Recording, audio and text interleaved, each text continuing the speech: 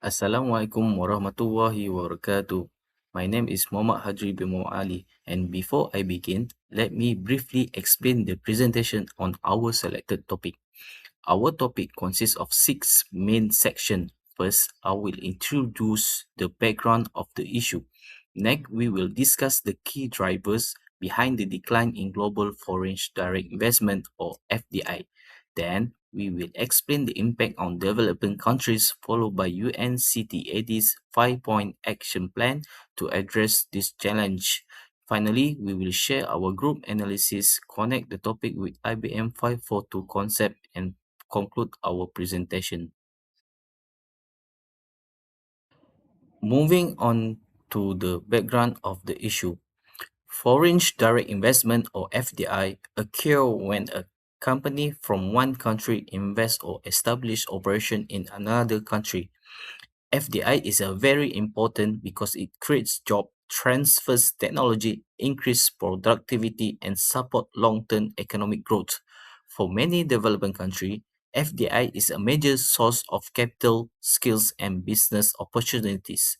According to the UNCTAD reports published in June 2025, global FDI declined by 11% in 2024, marking the second consecutive year of decline. Although the total reported FDI value reached around USD 1.5 trillion, much of this figure came from temporary financial transactions known as conduit flow rather than real investment in factories, infrastructure, or productive business. This brings us to the next slide, headline versus reality. At first glance, the headlines show that global FDI increased by 4% to USD 1.5 trillion. However, this increase is misleading because it includes conduit of pass-through financial flow that do not generate real economic activity. When we focus only on real productive investment, FDI actually fell by 11%. This means companies are investing less in projects that create employment, build infrastructure, and support economic development. The chart also shows that FDI performance differ across region, highlighting that some economic continue to attract investment while many developing countries are experiencing significant declines. Overall, the key message is that we should look beyond the headline numbers and focus on the quality of investment, not just the total value. Thank you. Now, I will hand over to the next presenter to explain the key drivers beyond the decline in global FDI. My name is Marizati Azlin. Next, I will discuss the five main issues highlighted in the report. The first one is geopolitical tensions, trade fragmentation, and financial uncertainty. So FDI is when companies in business in other countries. FDI creates jobs, introduce new technology, and support economic growth, especially in developing countries. However, due to geopolitical tensions, trade fragmentation, and financial uncertainty, many investors are becoming more cautious instead of investing in long-term sectors like infrastructure, technology, and energy. They are choosing safer investments. This is reduce the flow of investment into developing countries and slows their economic development. The second one issues is the continuous decline in global foreign direct investment (FDI) or FDI between 2022 and 2024, according to UNCTAD. Developing and emerging economies were the most affected. This happened because high interest rates in the US and Europe increased, borrowing costs, making long-term investment more expensive. As a result, many investors shifted from long-term FDI project to short-term investment that are safer and easier to sell. This reduce investment in developing countries and slow their economic growth. The third issue is the decline in international project finance, especially in infrastructure sector, because lower FDI banks and development finance institutions are providing less funding for long-term projects such as port, renewable energy, and transport networks. This is mainly due to high interest rates, stricter ESG requirements, and increasing geopolitical risk. As a result, many infrastructure projects are delayed or cancelled, which slows the economic growth and development, especially in developing countries. The fourth issue is the decline in foreign investment in technology and innovation. Since 2022, funding for sectors such as semiconductors, artificial intelligence, AI, and green technology has fallen significantly. At the same time, many governments now treat the technology as a national security issue, introducing strict investment rules like export controls and data protection laws. These regulations increase business costs and discourage the investor from investing in long-term technology and innovation projects. And last but not least, the fifth issue is the shortage of skilled workers, limited digital infrastructure, and a weak regulatory environment. Many developing countries lack qualified workers in a field such as AI, data analytics, and green energy. In addition, weak digital infrastructure, limited research support, and inconsistent regulations make it more difficult for business to operate. Poor protection of intellectual property and frequent policy change also increase the business risk. As a result, multinational companies may choose not to invest because the cost and uncertainty of doing business are more and much higher. To the next section, this slide highlights the four main factors that cause the decline in global FDI. The first factor is the rising cost of capital. As a result, many investors prefer short-term investment instead of FDI investment. The second factor is the reduction in infrastructure financings. This is because this project require large investments, take many years to generate returns, and are affected by higher interest rates and geopolitical risks.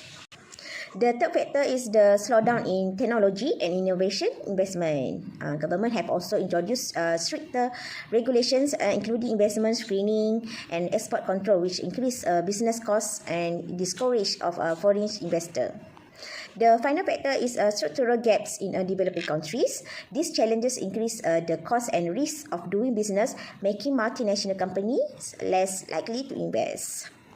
Overall, these four factors have reduced investor confidence and caused global FDI to decline, especially in developing countries that depend on foreign investment for economic growth. Okay, Assalamualaikum and hi. So I will go on to the next chapter, which is impacts of the current issue. So the first impact is lower investor confidence and reduced foreign investment. This happened due to geopolitical tension, trade conflicts, and financial uncertainty. And many multinational companies have become more careful when they want to invest in another country, and instead of making a long-term investment, they decide to make a short-term investment and wait until the global economy becomes more stable. And as the result, the flow of foreign direct investment, especially to the developed countries such as Malaysia, continue to decrease, and this make it harder for those countries to attract foreign capital and support their economic growth. The second one for the impact is slower business and industrial development. Foreign direct investment provide a capital that helps business or some industries to grow up. Okay. However, when foreign investment decline, company have a fewer resource because they not get add-on resource or financial capital from outside of their own country, so that they expand of their production, and to build a new factory, for example, or to enter a new market will become difficult because they doesn't have any another resources aside from their own company, aside from their own country. So it making the countries difficult to compete, especially in the global market. Okay, so for the third impacts is slower infrastructure development. As we know, in a country there are many infrastructure or projects that the government has built. For example, we have government buildings, like I just sitting here right now, and then we have roads, we have school, hospital, and so many on infrastructure and government built. So this infrastructure made by a big amount of financial or capital resources, right? So when FDI decrease, many of this project will be cancel or maybe delay because the government may not have enough resource or fund to continue to build this project or the infrastructure. And when poor infrastructure also make a country less attractive for a investor to put their investment in the certain country or in a particular country, because they more prefer on a location with good transport and then good infrastructure and strong internet connectivity. Okay, so other than that, for the fourth impacts is limited innovation and technology development. Okay, normally foreign investor brings advanced technology or modern production methods and better practice management when they invest in another country. However, when FDI declines, local company have fewer opportunities to learn and also to collab with the multinational corporation. So this may slow down technology transfer and also reduce innovation and make it difficult for a local business to improve their product quality and to grow more to compete in the global market. And the last but not least, the fifth impact is reduce national competitiveness. Okay, so many developing countries, they still have challenge that they doesn't have enough skilled workforce. They maybe have a workforce, but they doesn't have a skilled workforce, especially in sector in like artificial intelligence or cybersecurity and programming and so on. So without a skilled workforce, multinational company are less to invest in this country because they doesn't have skill and so on. So as the result, this country may lose investment opportunities to other nation that are better prepared. Okay, and this can eventually will slow the economic growth and weaken a country position in the global economy. So in a conclusion, decline in global foreign direct investment has affected many countries, especially developing countries. It can reduce investor confidence, slow business growth, and then they can delay infrastructure project, limits technology development, and also weaken the national competitiveness.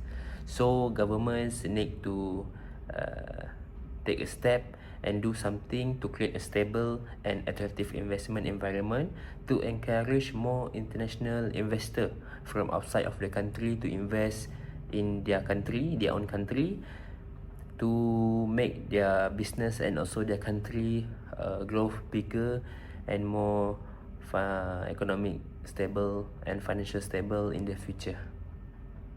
Assalamualaikum and good day, sir. My name is Nurul Hidayah binti Wahab. Okay, in my part, I will present the solution and action taken to solve the decline in global foreign direct investment or FDI. Okay, according to United Nations Trade and Development, okay, there are 5 important solutions. First solution is improving AI and data governance. Okay, government needs clear law on digital technology and data protection and cybersecurity. Okay, this help increase investor confidence because company want their information and customer data to be safe. Okay, the second solution, strengthening international cooperation. Countries should improve trade agreement and build better business relationship. Okay, this create more stable environment and encourage foreign investment. Okay, third solution is investing in infrastructure such as roads, ports, electricity supply and internet access. Okay, good infrastructure make it easier for business to operate and attract more investor. So fourth solution is a building innovation ecosystem. Okay, government should encourage cooperation between universities and companies to create new technology and skill workers. So this help country become more attractive to international investor. Okay, the final solution is a skill development.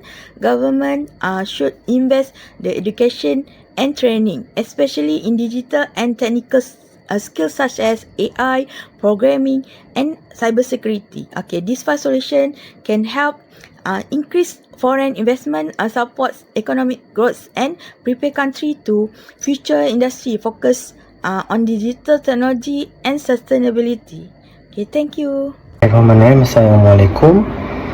Thank you for the last presenter.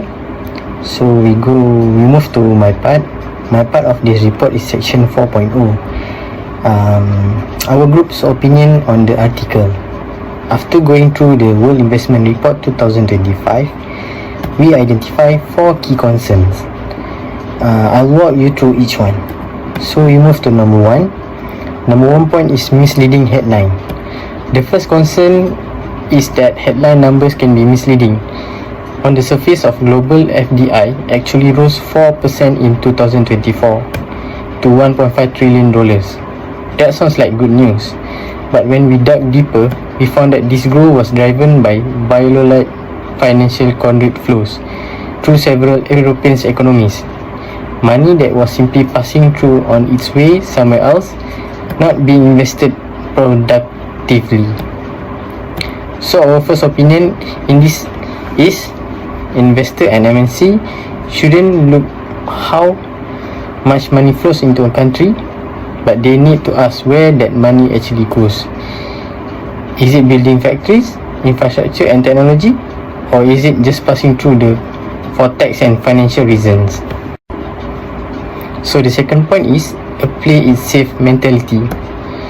The second concern is growing play it safe mentality among multinational companies. The gap between regions makes this clear. North America grew 23%, while Europe collapsed by 58%. Meanwhile, developing countries are still being underinvested in the sector that they need most: infrastructure, energy, and technology.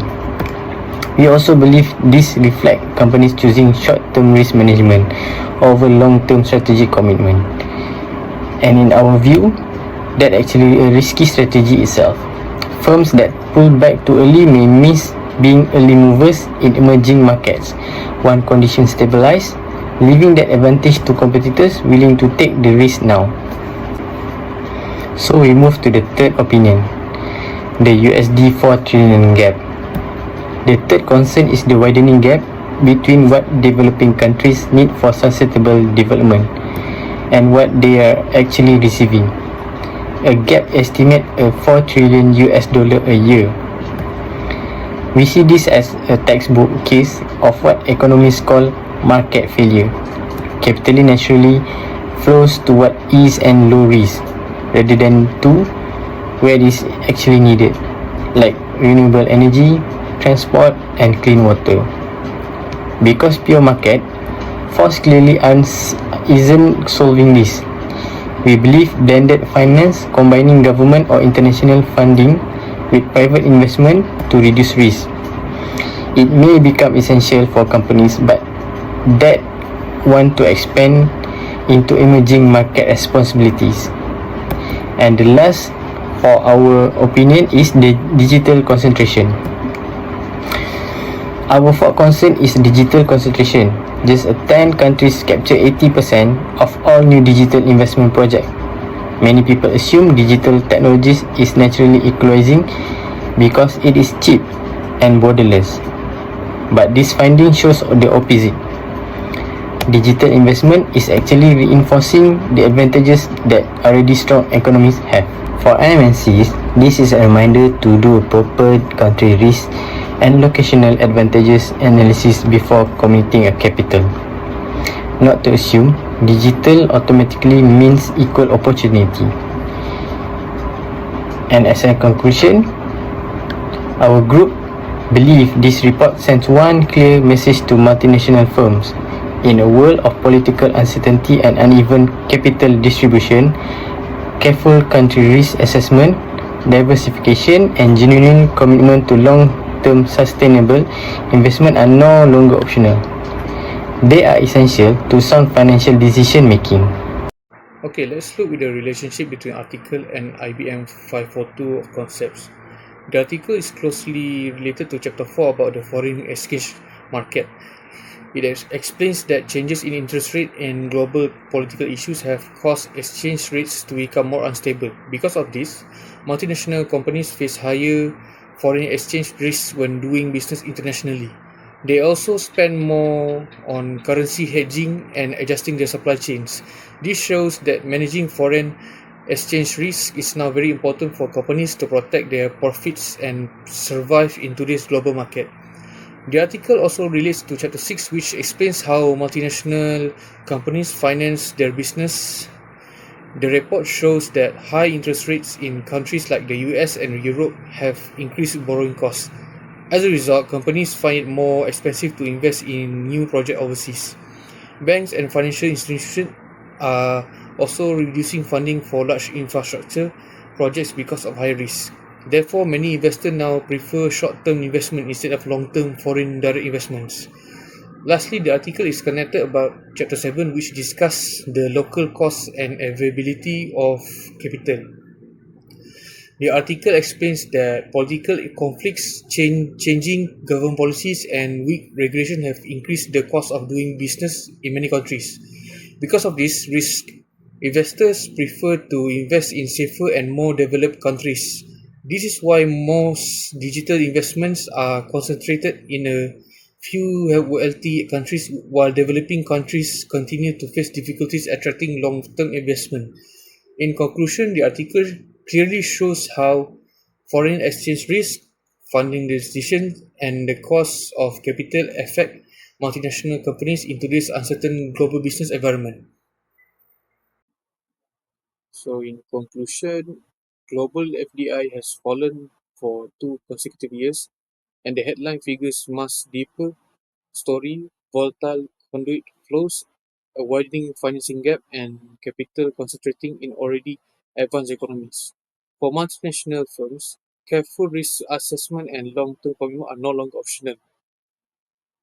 With a point of look beyond headlines means distinguish real productive investment for volatile pass-through capital flows. Another point is risks are structural, not just cyclical, means skill gaps, weak regulation, and financing shortfalls require sustained coordinated action. And for long-term commitment wins, firms willing to invest early in stabilizing markets can capture first mover advantage. Thank you.